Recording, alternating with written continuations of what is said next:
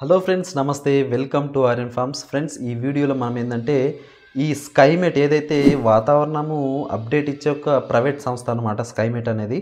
అయితే ఈ స్కైమెట్ అనేది తన యొక్క మొదటి రిపోర్ట్ అయితే మనకు ఇవ్వడం జరిగింది. అంటే ఈ 2024 వర్షాకాలం ఎలా ఉండబోతుంది భారతదేశంలోనే పూర్తి సమాచారం మనకి ఇవ్వడం జరిగింది. కాబట్టి ఖచ్చితంగా ఈ వీడియోలో మనమైతే వర్షాలు ఏ నెలలో ఎలా ఉండబోతున్నాయి, ఎక్కడెక్కడ ఏ జిల్లాలకు అంటే ఏ రాష్ట్రాలకు ఎలా ఉండబోతున్నాయి అనే పూర్తి సమాచారం మనము ఈ వీడియోలో తెలుసుకుందాం. కాబట్టి ఖచ్చితంగా ఈ వీడియోని మీరైతే స్కిప్ చేయకుండా చివరి వరకు చూడండి.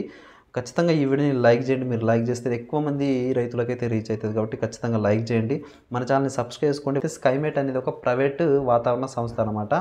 సో ఈ ప్రైవేట్ వాతావరణ సంస్థ ప్రతిసారి మనకు ముందుగానే అంటే వర్షాకాలం కంటే ముందుగానే ఈ రిపోర్ట్స్ ఇస్తూ ఉంటుంది. సో ఈసారి ఏమి ఇచ్చిందని మనం చూసుకున్నట్లయితే వర్షాకాలము సాధారణం కంటే కొద్దిగా ఎక్కువ ఉంటుందని చెప్పడం జరిగిందనమాట. అంటే సాధారణ వర్షపాతము 868.6 mm అనేది సాధారణ వర్షపాతంగా మనం భావిస్తాం. అంటే 868.6 mm వర్షపాతం నమోదైతే ఇది సాధారణ వర్షపాతము.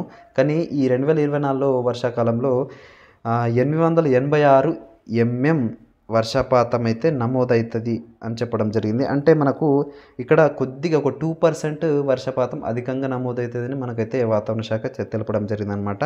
అంటే 102% వాతావరణం అంటే వర్షం అయితే పడుతుంది. అంటే 100% అనేది నార్మల్ అయితే 102% అనేది మనకి ఇక్కడ వర్షపాతం నమోదవుతుంది. అంటే ఒక 2% ఎక్స్ట్రాగా వర్షం అయితే కురుస్తుందని చెప్పడం జరిగింది. అంటే అబో నార్మల్ వర్షం అయితే ఉండబోతుంది అని అయితే మనకైతే ఈ స్కైమెట్ అనే వాతావరణ శాఖ తెలపడం జరిగిందనమాట. సో ఇదైతే ఇలా ఉంటే మనకు లాస్ట్ ఇయర్ చూసుకున్నట్లయితే లాస్ట్ ఇయర్ చాలా తక్కువ వర్షపాతం ఉండే. కారణం ఏంటంటే ఎల్నినో ప్రభావం అయితే ఉండే. సో ఎల్నినో ప్రభావం అనేది మనకు మేలో అయిపోతుంది. అంటే ఎల్నినో అనేది మనకు మే చివరి నాటికి మేలో ఈ ఎల్నినో ప్రభావం అనేది అయిపోతుంది.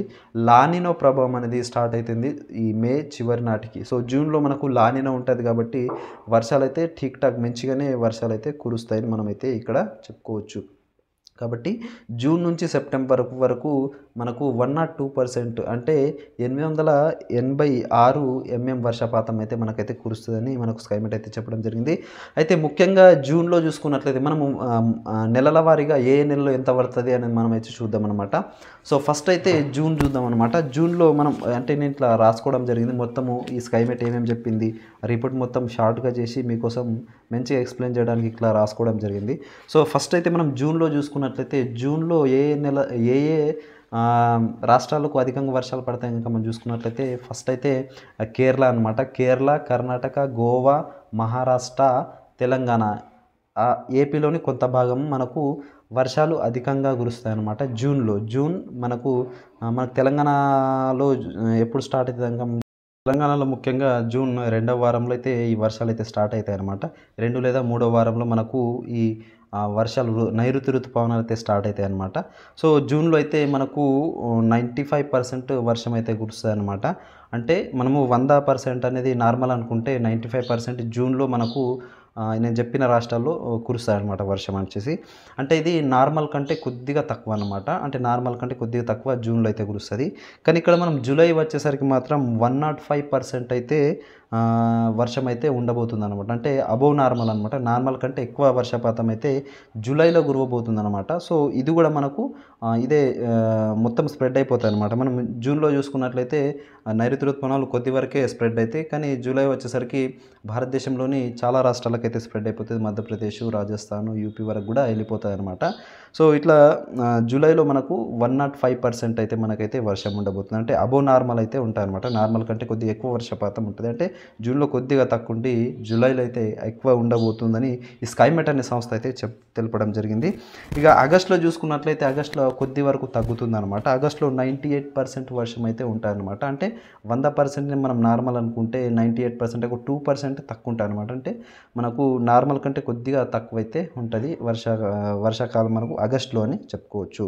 ఇక సెప్టెంబర్లో చూసుకున్నట్లయితే సెప్టెంబర్లో అధిక వర్షాలు ఉండబోతున్నాయి అనమాట. అంటే ఆగస్ట్ కంటే కూడా సెప్టెంబర్లో అధిక వర్షం అయితే ఉండబోతుంది మనం అయితే చెప్పుకోవచ్చు. ఇక్కడ 110% ఉంటుంది అని మనకైతే చెప్పడం జరిగింది.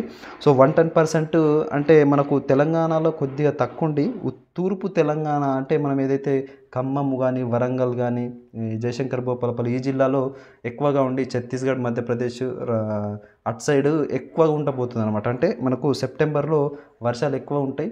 అది కూడా మనకు మధ్యప్రదేశ్ కానీ ఛత్తీస్గఢ్ కానీ బీహార్ కానీ అటు సైడ్ ఎక్కువ వర్షపాతం అయితే ఈ సెప్టెంబర్ నెలలో ఉంటుంది. మరి తెలంగాణ ఏపీలో తూర్పు భాగం ఏదైతే ఛత్తీస్గఢ్కి ఆనుకొని ఉన్న జిల్లాలు ఉన్నాయో మనకు ఏదైతే ఖమ్మం కానీ వరంగల్ కానీ ఆ తర్వాత మహబూబాబాద్ కానీ జయశంకర్ భూపాలపల్లి కానీ ఆ తర్వాత ఏపీలోని కొన్ని జిల్లాలకు ఈ సెప్టెంబర్లో కూడా మనకు అధిక వర్షాలు అయితే కురుస్తాయని మనకు స్కైమెట్ ద్వారా తెలుస్తూ ఉందన్నమాట. సో జూన్ నుంచి జూలై ఆగస్ట్ సెప్టెంబర్ ఈ 4 నెలలు అయితే బాగా వర్షాలు ఉండబోతున్నాయి. సెప్టెంబర్ వరకు అయితే మనకు ఈ రిపోర్ట్ అయితే ఉందన్నమాట. సో దాని తర్వాత అయితే లేదు. సో ఇదైతే ఫస్ట్ రిపోర్ట్ అనమాట. దీని స్కైమెట్ది సెకండ్ రిపోర్ట్ కూడా త్వరలోనే వస్తుందని చెప్పడం జరిగింది. సో ఆ రిపోర్ట్ వచ్చినప్పుడు కూడా మీకైతే వీడియో ఇవ్వడం జరుగుతుంది. ఆ తర్వాత మాకు ఐఎండి, ఇది గవర్నమెంట్ సంస్థ అనమాట. ఐఎండి రిపోర్ట్ కూడా మనకు మేలో వస్తుంది అనమాట. మే 15 అట్లా వస్తుంది. సో అప్పుడు కూడా మీకు ఒక వీడియో చేయడం జరుగుతుంది. ఏ నెలలో ఎలా వర్షపాతం ఉంటుంది అనే కంప్లీట్ ఇన్ఫర్మేషన్ మీకోసం అయితే తెస్తా. కాబట్టి ఖచ్చితంగా మన ఛానల్ని సబ్స్క్రైబ్ చేసుకొని బెల్ ఐకాన్ని యాక్టివ్ చేసుకోండి. ఈ వీడియోని 10 మందికి షేర్ చేయండి. అప్పుడే మన రైతులకు చాలా బాగా యూజ్ అవుతాయి అనమాట. కాబట్టి ఖచ్చితంగా షేర్ చేయండి. మీకు మీ ఎక్స్పీరియన్స్ ఎలా ఉంది ఈ వీడియో పట్ల అనేది కూడా మనకు కామెంట్ చేయండి. ఈ వీడియోని లైక్ చేయండి. Thank you.